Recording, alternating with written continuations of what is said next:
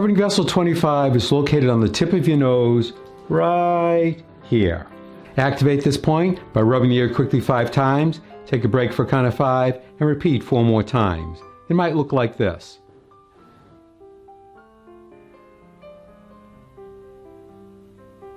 Or if you have a Tei Shin, you can gently stimulate it like this.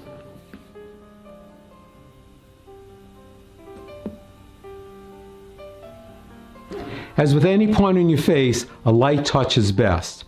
With the Tei Shin, if you are depressing the spring, you're definitely pushing too hard. The correct pressure would be like this.